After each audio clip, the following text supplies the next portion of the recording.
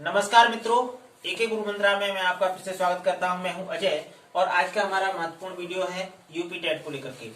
UP TET जो भावी शिक्षक उसकी तैयारी कर रहे हैं, किस प्रकार वर्ण से हमारे प्रश्न उसमें पूछे जाते हैं, आइए देख लेते हैं। सबसे पहले पूछेगा कि वर्ण होता क्या है। तो वर्ण इसे जान लीजिए कि यह वह छोटी से छोटी ध्वनि जिसके टुकड़े न किए जा सके वह हमारा वर्ण है। अब ये वर्ण दो प्रकार के होते हैं, एक तो हमारा स्वर वर्ण होता है और दूसरा हमारा व्यंजन वर्ण होता है। आज का जो हमारा वीडियो है वह है केवल स्वर को लेकर के। हिंदी में जो स्वरों की संख्या होती है कितनी होती है भैया? हिंदी में स्वरों की संख्या 11 होती है।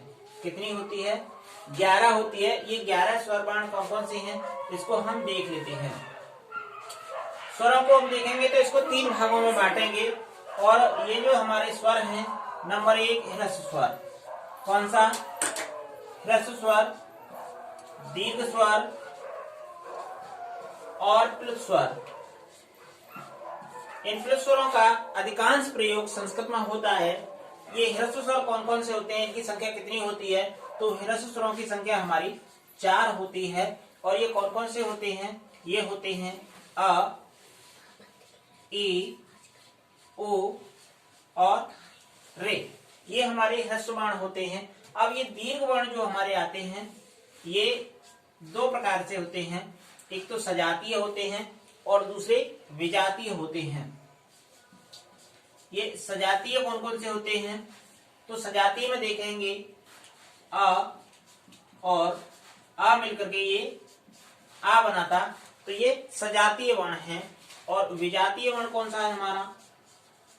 विजातीय वर्ण देखेंगे तो विजातीय में अ धन ई मिलकर के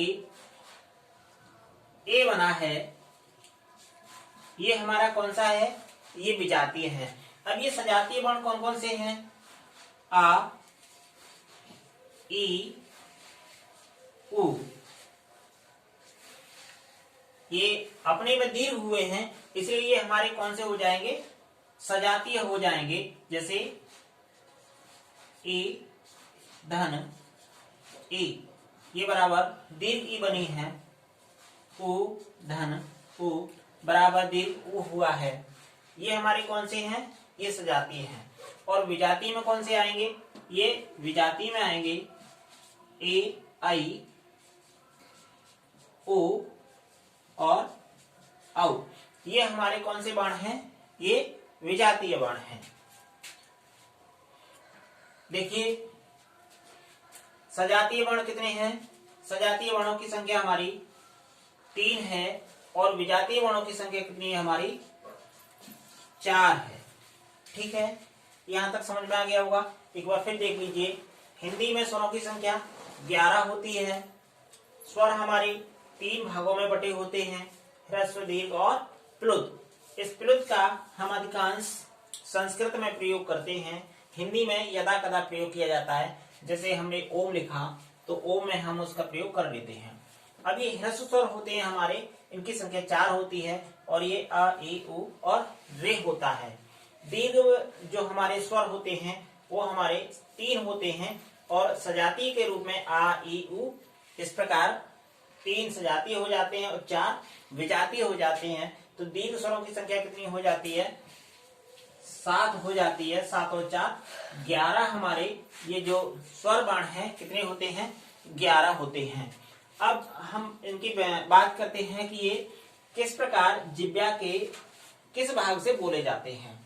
तो जिह्वा का जो भाग होता है वो 3 भागों में बटा होता है, एक तो अग्रभाग, मध्य भाग और पश्च भाग। तो अग्रभाग से कौन कौन से वर्ण बोले जाते हैं उनको देख लेते हैं। ये अग्रभाग से बोले जाने वाले वर्ण हैं ए, ए और आई। ये अग्रभाग से बोले जाते हैं।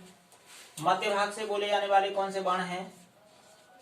जिह्वा का जो मध्य भाग है उससे केवल एक वर्ण बोला जाता है, वह है अ। बहुत ही महत्वपूर्ण परीक्षा में इसको पूछ लेता है कि जिह्वा के मध्य भाग से कौन सा वर्ण बोला जाता है। पश्चिम भाग, पश्चिम भाग से बोला जाने वाला कौन सा वर्ण है? तो वे हैं हमारे एक तो आ, उ,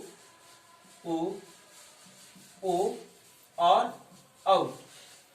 ये जो हमारे वर्ण हैं ये किस भाग से बोले जाते हैं? ये पश्च भाग से बोले जाते हैं। ठीक है, अब बात करते हैं कि ये कंठ से कौन से वर्ण बोले जाते हैं, तालु से कौन से वर्ण बोले जाते हैं, और मूर्धा से, कंठ तालु से ये कौन कौन से वर्ण बोले जाते हैं। चलिए देख लेते हैं। तो कंठ से जो वर्ण बोले जाते हैं वह है अ और आ। ये दोनों वर्ण हमारे किससे बोले जाते हैं? कंठ से बोले जाते हैं। तालु से हमारे कौन से वर्ण बोले जाते हैं? तालु से ए और ए, ये हमारे तालु से वर्ण बोले जाते हैं। मूर्धा से हमारा कौन सा वर्ण बोला जाता है? मूर्धा भाग जानते हो, मूर्धा जो जिब्या के ऊपर जो भाग है जबड़े का, जो कठोर होता है, वो हमारा मूर्धा होता है। और उससे हमारा ये जो रे वर्ण है ये मूर्धा से बोला जाता है। अब कंठ तालु से दोनों से मिलाकर के कौन सा बोला जाता है? कंठ और तालु दोनों जहां स्पर्श कर जाते हैं, दोनों के संयोग से जो वर्ण बोले जाते हैं वे कौन से हैं? ए और आई, ये हमारे कंठ तालु से होते हैं। अब एक हमारा आता है कंठ और ओष्ठ। ऐसे भी वर्ण होते हैं जो कंठ और ओष्ठ दोनों को मिलकर के बोले जाते हैं। वे कौन से होते हैं? तो वह है भाई ओ और औ। ये हमारे जो वर्ण हैं किससे बोले जाते हैं? कंठोष्ठ से बोले जाते हैं। एक बार फिर से देख लीजिए, जिह्वा के अग्र भाग से बोले जाने वाले वर्ण कौन कौन से होते हैं? तो ए और आई होता है।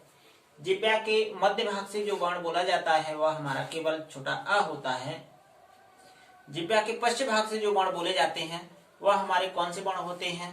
तो उसमें दोनों उ होते हैं, ह्रस्व और दीर्घ, ओ और औ होता है, प्लस उसमें आ भी रहता है जो दीर्घ आ होता है।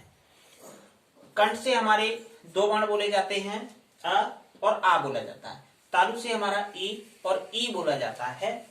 मूर्धा से केवल हमारा रे वर्ण रहता है जो कठोर भाग से बोला जाता है। कंठ तालु से हमारा ए और आई बोला जाता है। कंठोष्ठ से हमारा ओ और औ बोला जाता है। अभी उच्चारण के आधार पर हम आपको बताएंगे कि कौन कौन से जो वर्ग होता है हमारा काचा टाटा पा करके, जिसमें 25 स्पर्श वर्ण रहते हैं, उनका भी उच्चारण स्थान होता है। कभी कभी अधिकांश इससे प्रश्न पूछ लेता है कि यह किस प्रकार के वर्ण हैं। तो ये जो सभी स्वर वर्ण होते हैं घोष, अल्प प्राण, आक्षरिक होते हैं। सभी स्वर क्या होते हैं? ये देख लीजिए, घोष, अल्प प्राण, आक्षरिक होते हैं।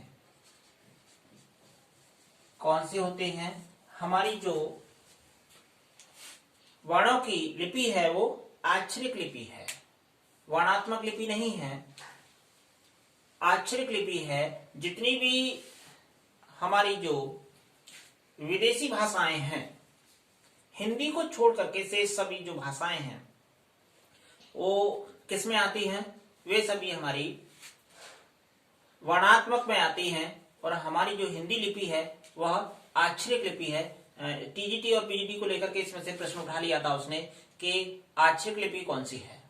तो आक्षरिक लिपि में देखेंगे तो देवनागरी लिपि हमारी आक्षरिक वर्णों में लिखी जाती है। आज का वीडियो यदि आपको अच्छा लगा हो तो हमारे चैनल को सब्सक्राइब करें। अगला वीडियो पाने के लिए, हमारे चैनल से जुड़ने के लिए आपका बहुत बहुत धन्यवाद। अगला वीडियो लेकर के मैं आपके बीच में पुनः आऊंगा। तब तक के लिए नमस्कार।